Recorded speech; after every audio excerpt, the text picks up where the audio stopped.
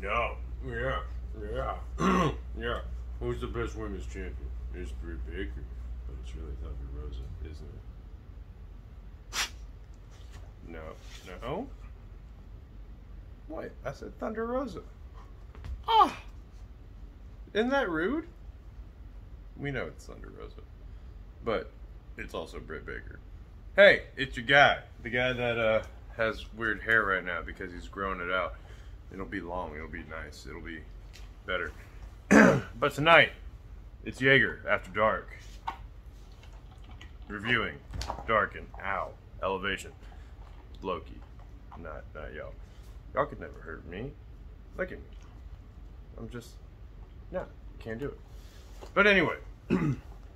Speaking of Thunder Rosa, she kicked off Elevation with Kaya McKenna, who made her AEW debut and immediately lost. Well, not immediately, but Thunder Rosa made her look good, but she still jobbed. And that was the end of that match. We then had the Gun Club of Billy Austin and Colton going up against Anthony Bennett, Ray Jazz, and Leon St. Giovanni. Now, if you were like me when I was watching this and wondered, who the hell are these people? He's stepping on my things. Then you also came to the same conclusion. Oh, they lost. Well, hey, they did. Quite quickly, actually. And, yeah, the Gun Club extended their undefeated streak to 14-0. After that, we got into some Dark Order drama, which, hey, pay attention to this. Evil Uno and Colt Cabana went up against 5 and 10. Like I said, it furthered the drama of this breaking apart of the Dark Order that Anna Jay hates so much. 10 attacked Uno, and Colt tried to, like, break it up, but it was to no avail. Like, 10 just kept beating on him. Uno at one point unmasked 5, like, in a very, like, accidental way, and he was like, shit, sorry, but still, like, furthered the heat, the feud, the anger between each other. And then, amazingly, 5 gets the roll-up pin on Uno. And then Uno's looking around like, what the fuck just happened? And 5 is like, hey man, love you. Like, sorry that we have to keep fighting, but yeah, here, let me help you up. And Uno's just like, nah, fuck you, man, and rolls right out from under the ring and walks away, while everybody else, Colt Cabana included, is just like, what are we doing? Where do we go from here? And I'm really, really just excited to see Wyndham try and reunite the Dark Order, or to see this faction split into black, or even maybe into a new cult of personality, hint, hint, but we'll see where it goes. After that, we had Orange Cassidy go up against a guy named Mike Verna, and Verna didn't stay around because he lost. After that, we had I'm sorry, I laugh at my own jokes. Who does that? Private Party then went up against Teddy Goods and George Santi, and it's me. I laugh at my own jokes because I'm fucking funny. George Santi and Teddy Goods did not win against Private Party, who, shit, they showed the hell out of themselves in this match. Hit all their high spots, did everything right, and just won over cleanly and efficiently. After that, we had our first women's champion, well, not first, but our longest reigning women's champion, Hikaru Shida, go up against Masha Slamovich, also from Russia. Looking at Layla Hirsch, looking at the one chick that does the spider thing, who I can't remember the name of at the moment, and I'm sorry. But Hikaru Shida now has 41 W's in AEW. Like, wow. After that, we had the Joey Janela drama possibly end off. And finally, we get the unnamed woman named. Her name is Kayla Rossi. I almost said Rossi. Like, I'm not sure if you pronounce it either way, but that's her name. Kayla, I'm going to say Rossi. And I got to say, folks, Kayla Rossi, though, like, on a fitness perspective. However, Joey Janela and Sunny Kiss went very well. It was a great match between the two of them. Kayla Rossi showed herself out a little bit, kept on attacking Sunny Kiss outside of the ring whenever he got out there. Joey Janela did a hell of a spot where he tried to senton Sonny Kiss on the ring side and landed right on the apron. It looked like it hurt a lot. It looked like something I probably wouldn't take for some money. I mean, Sonny then does like a tope DDT, which was amazing to see. Like, just full-on suicide dives out the middle of the ropes and grabs Joey and just bam, puts him in the ground. Great action on Sonny Kiss's part. It was after that Sonny got the roll-up pin from an elbow drop. Just bam, and then rolled him up and got a W. Sonny Kiss won, but not to be celebrated too long, because then Joey Janela and Kayla Rossi attacked Sonny Kiss and beat the crap out of him with a chair. And Kayla Rossi did something pretty impressive. She did a standing backflip stomp onto the chair that was on Sonny Kiss. Looked like it hurt a lot. I don't want to do it. Or I don't want to take that. After that, we had Santana and Ortiz go up against Avery Good and JT Dunn. Quick match. Just showed off their high spots. Similar fashion to Private Party. Just shows us why we love Santana and Ortiz. And then for our main event, we had Dustin Rhodes go up against QT Marshall. And for the love of God, I hope this is it between all of this. But I'm probably wrong, and I didn't care enough. All I know is that it was a pretty good match. It was just unfortunate that it's part of a storyline I could not give two shits about. In fact, I couldn't give one shit about. I couldn't give any shits about this match. But we're going to move on to Dark on the flip side. Saw that? I flipped the book. The book got flipped. You see, flip side. Anyways. It was Dark's first night at Universal Studios, which they have a agreement or contract for doing Dark at this place. It's a nice little center, nice little spot, so they can get some fans in there at all times and not trying to be in line for beer.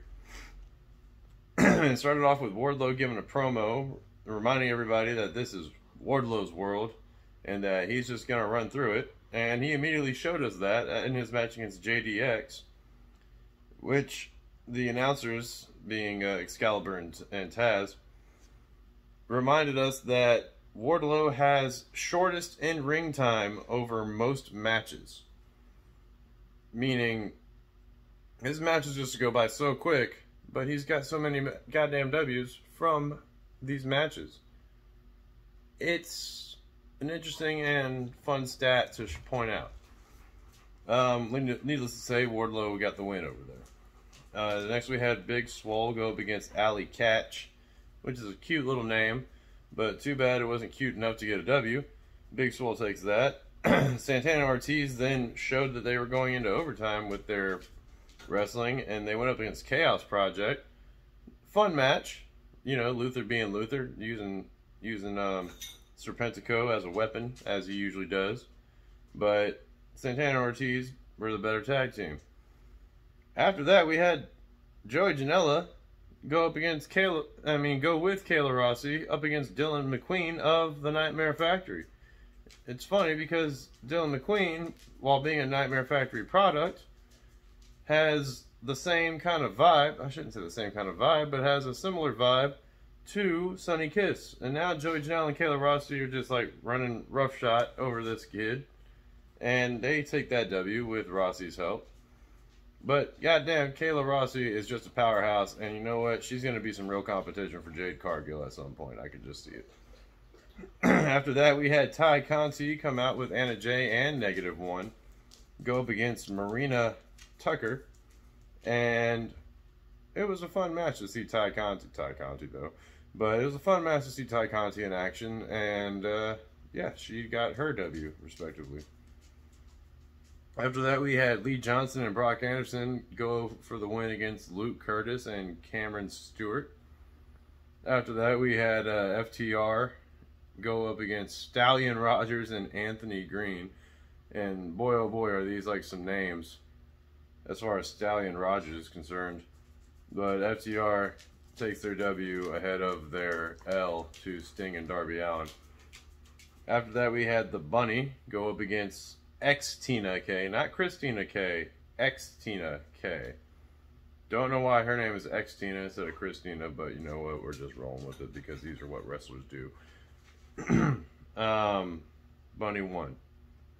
Good match for the Bunny, but Bunny won. After that, we had Lance Archer. Surprisingly, not drag, push, shove, carry out A1 Marcus Cross. Now, this name should be familiar to y'all because he is the big hair guy. Did a Kamehameha against somebody I'm not remembering off the top of my head. But my memory is like a hamster wheel, you know? It's only in the moment. And, you know, I gotta like trip up or spin off or something before I like make it something I like remember. And boy, oh boy, was Kenny Omega and Daniel Bryan's one of my spin-off moments. But I'm spinning off of the point here. Lance Archer, needless to say, took a win against Marcus Cross. After that, we had Ryan Nemeth and Peter Avalon of the Wingmen go up against Johnny Hunky and Alex Reynolds of the Dark Order. Great match, honestly, for the Wingmen being the faction of Dark and Elevation, and John Silver and Alex Reynolds being a part of a semi-fractured, if not fully fractured, Dark Order. Johnny and Alex did a very nice succession of moves into a pin to get their W. It was something that you might want to watch. Just watch it. After that, we had Daniel Garcia go up against Five, and honestly, it was a close match between Daniel Garcia and Five. However, with 2.0's help, Daniel Garcia secured a W there. And following that, we had Darian Bankston, Cole Carter, and Sean Maluda go up against QT, Aaron Solo, and Nick Camarado of the Factory. I did not give a shit about this match. I pretty much fast-forwarded this match, and QT and the Factory won. Big whoop. After that, we had JD Drake of the Wingmen with the Wingmen go up against Colt Cabana, who actually came out with -1 in a similar fashion that Ty Conti did, not with the dancing and whatnot, but just, you know, with the kid, and Evil Uno. Interesting to see that -1 is playing a neutral role in this split. Who knows, maybe he'll be the secret leader of the Dark Order, saying, hey, get your asses together. Y'all don't need to be fighting with each other. But it was a good big man match between Colt and JD. Actually lengthy and, you know, worth a watch. And for our main event on Dark, we had Eddie Kingston go up against Bear Bronson. Now, this looked like a tough matchup for Eddie Kingston. Bear Bronson very much used his size to his advantage. But Eddie Kingston happens to be a tough son of a bitch and pulled out a win for himself and Moxley and Darby. But they're like an unofficial trio. But we're going to call them the Sons of Sting because they just look like a whole happy, dysfunctional family, you know? But yeah, that rounds out Dark and Elevation in a little longer than 10 minutes. But, you know, that was mainly because of the bit with Loki there. Don't look at me like that. I love you. But yeah, if you, you know, don't forget to like, subscribe, rate it, comment on it. I'll get around to saying something, whether it be in my personal YouTube name or I might create a whole nother persona and get to you in the comments. You'll never know unless you know. But let me give y'all 2 sweet and say till next time.